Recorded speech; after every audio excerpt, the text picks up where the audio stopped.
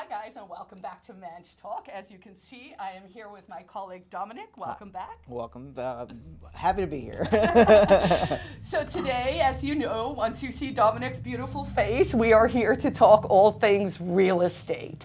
And we will be diving into that in a moment. And I'm just going to give you a quick sort of rundown of what we'll be covering today. And then I want to tell you about a fabulous event that's coming up this October. And then we'll deep dive into it all. Absolutely. All right. So today we are going to sort of talk and catch up just a little bit on that homesteading conference that Dominic was at a few weeks ago. We're going to look at the town of Hillsborough, where we are seeing a lot of free staters and new movers and incomers to the state of New Hampshire are moving to this fabulous little town. Talk a little bit about AI trends that we're seeing in real estate. And then if we get some time, we'll talk about things happening in the media and, frankly, anything else that comes up. We will be starting, after I tell you about this conference, with sort of just the general overview of what's up in the real estate market here in New Hampshire. So, first and foremost, FSB DAC, which is a lot of letters that spell out Free State Blockchain or Bitcoin Digital Asset Conference. It's coming up. You are going to be on some kind of fabulous cruise. I know. We're going to the Canadian Rockies. So, yeah, it's going to be fun. Like Banff and that area? Yep. Mm-hmm. Oh, okay. I've actually been there. My aunt and uncle live in Calgary, and my niece, they got married, and we all went to Banff. And I'll have to pick your brain on it because we are flying into Banff, spending a couple days there, and then going up to... flying into Calgary and then going up to Banff afterwards. So, yeah. It's really beautiful. Yeah. You know, we're spoiled here in New Hampshire, but those mountains are just a little bit bigger. So this FSB DAC that I mentioned, that is taking place on October 12th at the Wentworth by the Sea in Portsmouth.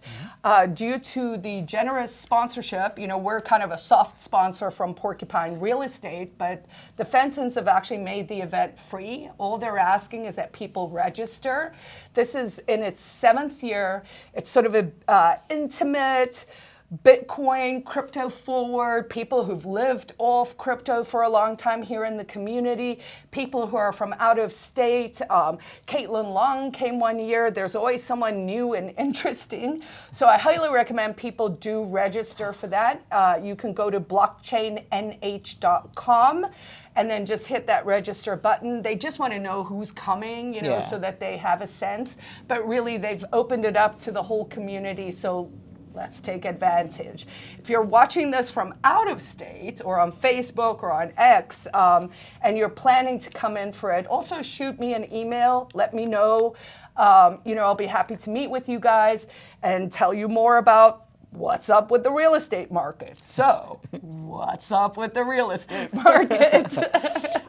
So we're seeing similar trends like we saw last month. Not too much has changed between the previous 2 months here. We are kind of seeing the wind down of the buying season because school has started now. So a lot of people try to get their moves in prior to the school year so it doesn't disrupt the kids' schedules. But nationally, we're seeing home sales up 2%.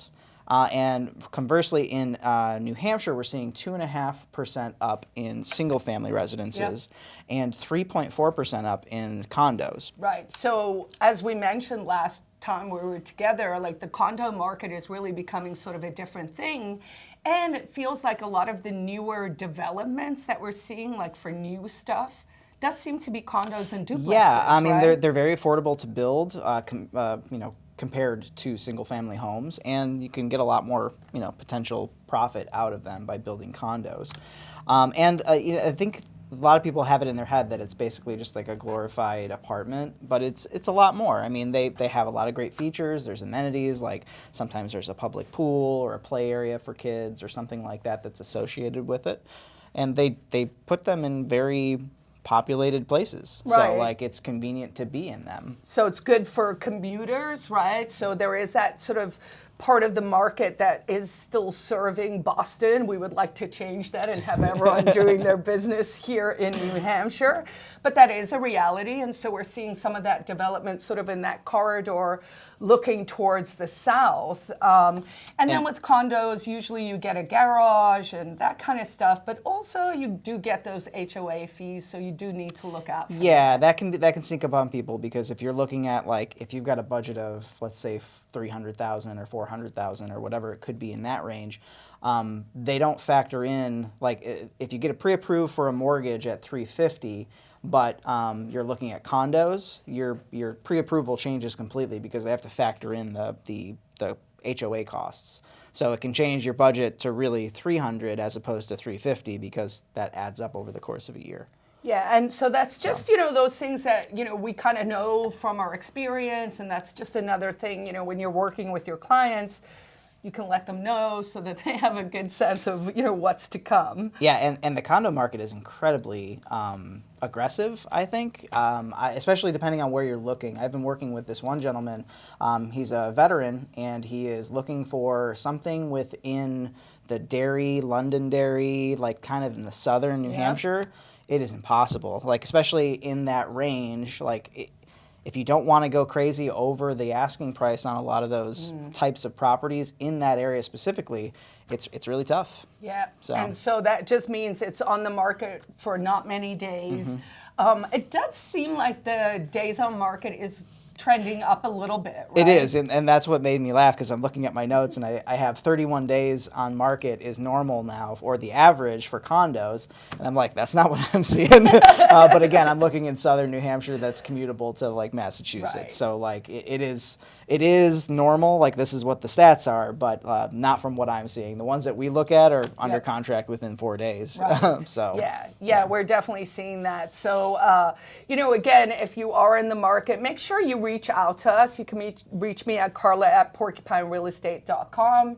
You're at Dominic. At Dominic at porcupinerealestate.com. And we can always set up like a listing cart for you, or give you a sense, if you are from out of state, what is available. So you start to get a sense of what the market is. But for folks here, as we go into, I guess, the fall now, what do you think we're going to see? I know the interest rates came down a little bit. People were like, "Oh, I'm going to wait for that." I don't know if that's They're true. saying there could be 2 more interest rate cuts by the end of the year. I'll believe it when I see it. And it was funny, like, we saw that headline that, interest rates got cut. I texted one of our lenders that we use a lot that morning and said, "Hey, the interest rates went down. How do the mortgage rates look?" And he's like, "They actually went up 0.25%. Oh. So I was like, "Oh, okay." Like, I guess just because you see that the interest rates go down doesn't mean that your mortgage percentage is going to go down. So, yeah, keep that in mind. Right. And, just to also reiterate how hot the market is, I actually had Grok pull me sort of the data year over year a little bit. And, the condo prices, just to go back to that, actually rose by 13% year over year. So I think the soft sell here is for people to understand there is a housing shortage in New Hampshire, and until we see more things built and come to market, the likelihood of waiting for that dramatic price drop or that dramatic thing that's going to happen with the banking rates is probably not. I don't think time's going to be anyone's friend here. I would agree with that. Yeah, I hear a lot of people every once in a while, or I shouldn't say every once in a while, but I hear a lot of people say, like, "Oh, I'm going to wait until everything calms down," and it's like, it could be another 10 years before things calm down, quote unquote. Well, and honestly, I'm like, what does that even mean? What does 10 years look like anyways? So, yeah. All right, anything else we want to kind of cover here, or shall we move on to Hillsborough? Just before we get too far in, I just wanted to kind of recap that homesteading festival too. Yes. So, sorry. Yeah, no worries. That's fine. So we did have the Homesteaders of New England Festival in Swansea, New Hampshire, a couple weekends ago. And it was a great event. It's, I think, the third or fourth year that it's been going on. Great turnouts. We had good weather up until the end of day one. Okay. And then all of a sudden it was like torrential downpour. I feel like it's just to test the tents. And it's so crazy. Like this whole summer has been so dry. Like fire warnings on every station say like extreme basically every day because it's been so dry this year. And then of course we get like torrential downpour with tornado warnings in Swansea. Wow. So like we evacuated. Everybody left. Like everybody, they said like, please, pack up. Right. We'll have the speaker who was supposed to finish the day out come back tomorrow morning. Wow. And it worked out great. And I ended up staying because I was straightening things up a little bit. It was so loud because it was a metal building that we were in. So even if we had people, just the rain on the metal building was so loud that even if we had like not told people to leave, you wouldn't have been able to hear anything anyway. So yeah, it was a good call. They did a great job. Got people out safe home and everything like that. So and actually, we should point out for people who aren't that familiar with New Hampshire's sort of weather here. I mean, one of the standing jokes is if you don't like the weather, wait 5 minutes, right? But we do get the occasional tornado. I want to say like once every 10 or 15 years, it touches down somewhere. I know in the time that I've been here, there was one where there was some real damage that was caused that actually, got federal funding and that kind of stuff. And that was actually over in that area, I believe. So I think it is a microclimate kind of in that around that Keene area. There are a lot of different hills and mountains and lakes and stuff that could create that. But for the most part, we're very fortunate up here in New Hampshire. We don't really have earthquakes, or if you do, it's like a 2.2. We're not really on any massive fault lines. The hurricanes come in as nor'easters, and that usually just means we get a lot of snow, so I'm not too mad at that. So I'm from Western New York originally, so we don't get a lot of snow here. It's not even close to the same thing. Fair enough. So what stood out for you at the Homesteaders? So they do, as part of the admission, they show how to butcher a chicken from start to finish. Oh, wow. So that always draws, basically the entire place clears out and they gather around and they watch that because it's very interesting. I want to say they did 4 chickens this year, so that it wasn't just one, and if you missed it, you missed it. So like it was great to see that process. There were 2 speakers, there's plenty of speakers, but the 2 that stood out to me, Daniel Saladin from Polyface Farms. He had a great talk about scaling up your farm business. Oh, wow. So like starting with a small homestead kind of thing and how to scale it up into something larger. And then Danny Martin, who's a Facebook personality, she does like a lot of like slice of life on the farm kind of production here in New Hampshire, did one on goats. And that was just really interesting. I'm not a huge goat fan. I know a lot of people love goats. I've talked about this on the show before, but I just don't have a lot of use for them. I'd rather have a sheep or a pig or something like that. But she did a great job. Right? Very, very interesting. So. And other people might like goats. Sure, That's the beauty of individualism. You get to like what you like. And met a ton of great people, made a bunch of good contacts. So it was a good time. Awesome. And the guy from Polyface Farm, is that the son of Joel Salatin? Yes. So Joel was one of our keynote speakers at Porkfest this year, but I actually just watched a clip or his speech from I think it was Brownstone Institute had an event on Polyface Farm. And I just thought, Joel is just one of those, probably the whole family. I haven't met the son yet, but I bet they're very nice people. The apple doesn't fall far from the tree. Just really genuine, decent, wonderful people, well worth a follow. One of the things Joel Salatin is working on is the Food Emancipation Proclamation. And so folks should go Google that and look up. And that is just basically talking about sort of declaring your independence with how you live your lifestyle with your creatures in your house, in your home. And that really, we shouldn't have the government telling us that you can sell me pickles or I can't hand you cheese or whatever. It's ridiculous. And we would like, the old saying was we want the government out of our boardrooms, bedrooms, bathrooms, and now we want you out of our kitchen. And I have mixed feelings on the whole thing. If I'm being completely honest, like I am libertarian in my leanings. However, I did spend 20 years in the food industry, so like I realize that the regulations are there for a purpose. And I would be much better for me if they were voluntary. Like it could be a certification that you get if you go through the process, but they should tell you that you can't sell it. It should be the end consumer's ability to make that decision. Right. Yeah.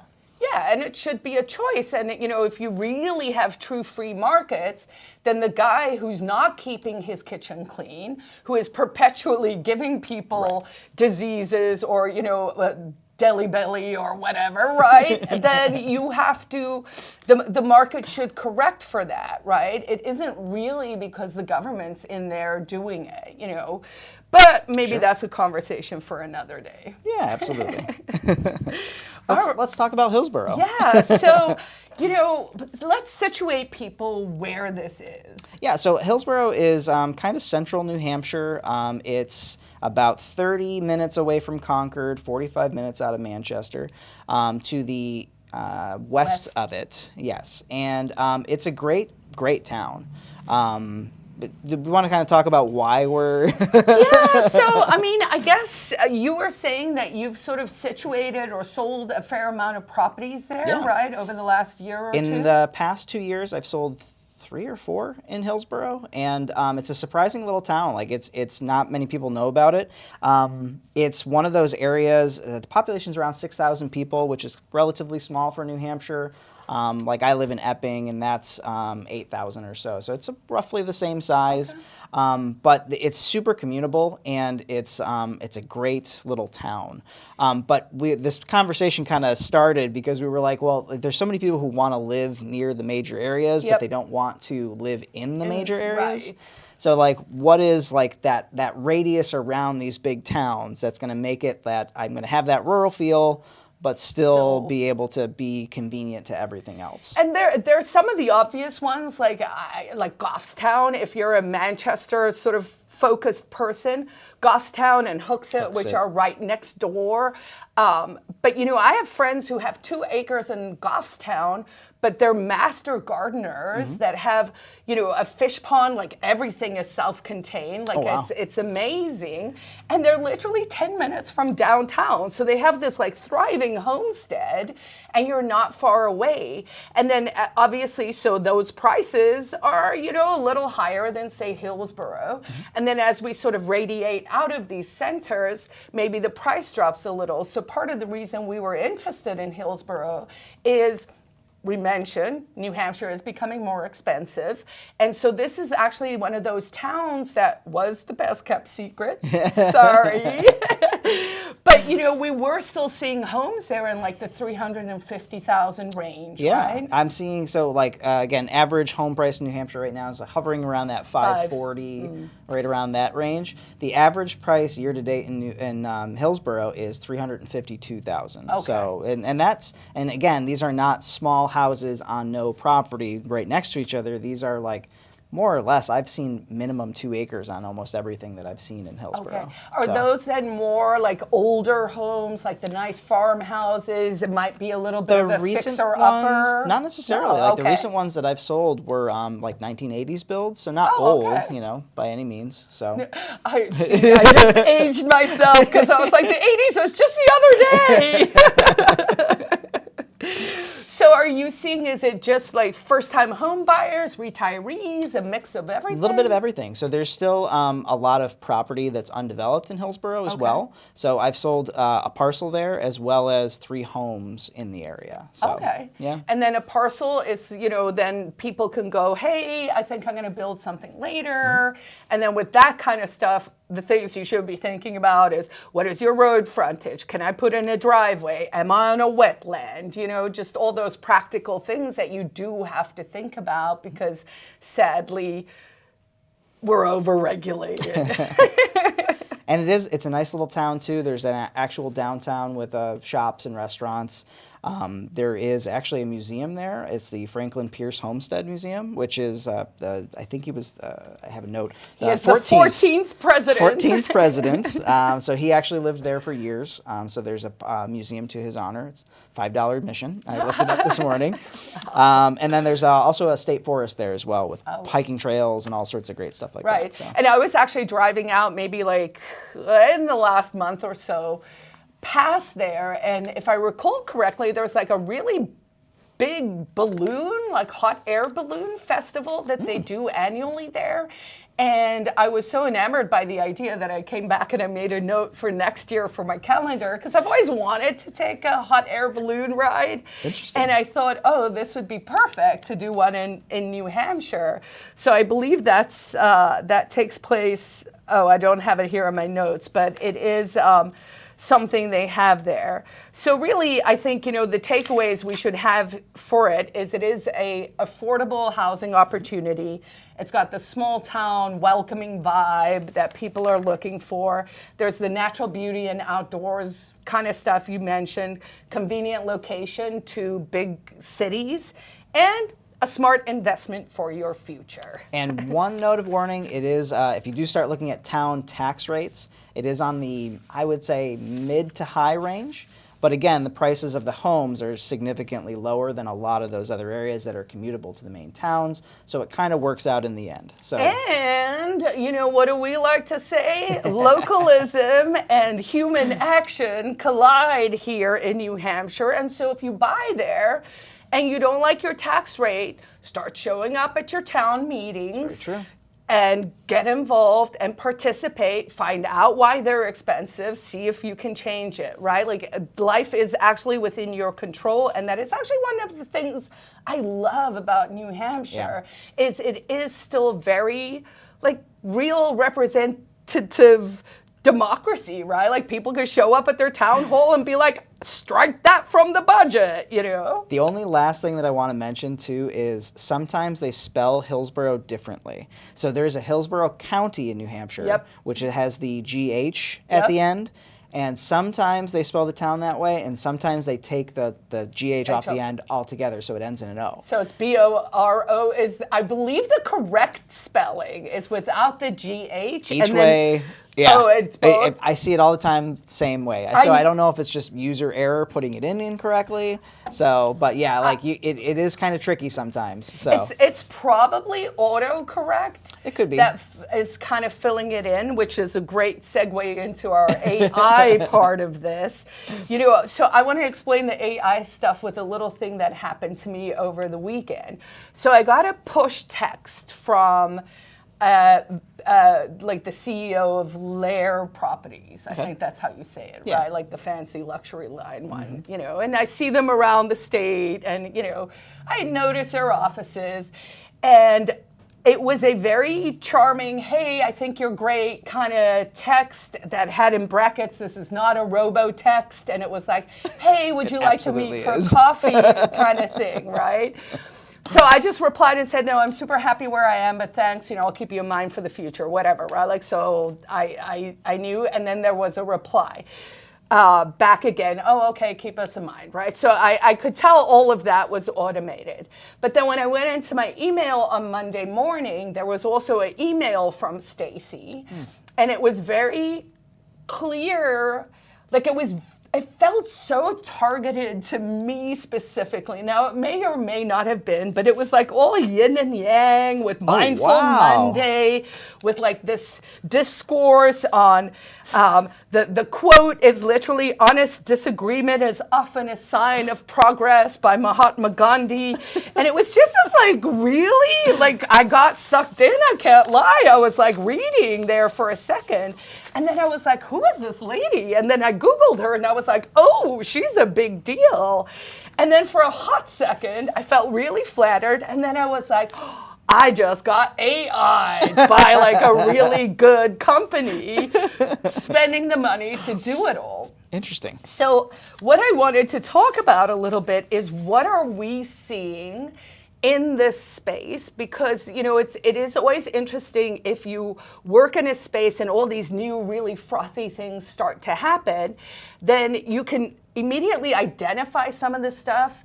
And I think it would be helpful maybe for clients or people who are out there to just kind of understand, maybe here are some pitfalls or some things to look at to be sure you are not like me getting so flattered that you're about to be manipulated, right? Absolutely, absolutely. As far as what I see for AI in real estate, I see a lot of edited pictures in listings. Again, in New Hampshire, there is no law against anything along those lines, but it is a best practice to put in your listing if they have been virtually staged or the pictures have been doctored, just so you have a clear idea of what you're walking into. There's nothing worse than going into one of those places and you're just like, wow. Where did that sunlight come into the basement that has no windows? It's like getting catfished on a property, right? I mean, so yeah, you definitely don't want that. One of the other things I see a lot is AI descriptions in properties. Yep. So like when you're reading through a listing and it's incredibly flowery and it talks about the sun-drenched wooden floors and in the veranda area, and you're just like, okay, a person didn't write this. Yep. Like this is 100% been generated by AI. And that's not necessarily a bad thing. It's a thing. You just have to be aware of it and you have to like take it with a grain of salt. So it really is on the photo enhancements. That's where people should be looking to go, hey, is this real? Some of it is just making it more shiny, but some of it can be a little misleading. A small one I noticed the other day was just, and it was such a slight thing, but it was that the listing photos started to pan a little bit like they were a video. So when you were looking at the photos, it felt strangely more interactive, like I was more sucked into the photos. And then I noticed why, and I was like, oh, that's a new thing too. I saw we unbelievably are almost up against the hour again. The other things people should look at, I think, is there probably is going to be a little bit of back-end steering and a little bit of like price manipulation. And that is where, we can't really caution you against it, other than make sure you're working with ethical realtors, right? So there is going to be shady stuff out there. One of the things I read about is they can tell what houses you look at, and then there's a back-end AI that will only tailor and only show you the most expensive houses. So let's say you have a range, but you're really only looking at the high ones. It stops even showing you the other ones. And I feel like, well, if you said you want this range, you should see all of them, because maybe there's like a little gem just waiting for you. One thing that I've been thinking about too, when we kind of had this conversation that came up in my head was, we see a lot of scam situations too, where, especially with land deals, a lot of times what happens is it's title fraud. So somebody will say that they own the property, stick a sign on it and say, call this number to sell, or if you want to buy this property. And it gets pretty far into it. And a lot of times they end up losing a deposit because they haven't really checked the person that actually owns it. And I can only imagine that AI factoring into that and being able to like doctor those documents and make them look legit is going to be a concern going forward. Okay, so you heard it here first. Come work with us so that you can avoid all of these pitfalls. How can folks get a hold of you? You can reach me at Dominic at porcupinerealestate.com. Perfect. Thank you so much for joining me. That was another edition of Manch Talk here in Manchester, New Hampshire, where once a month we tell you everything we know about the real estate market here in New Hampshire. You can reach me at Carla at porcupinerealestate.com. See you guys next week. Thank you.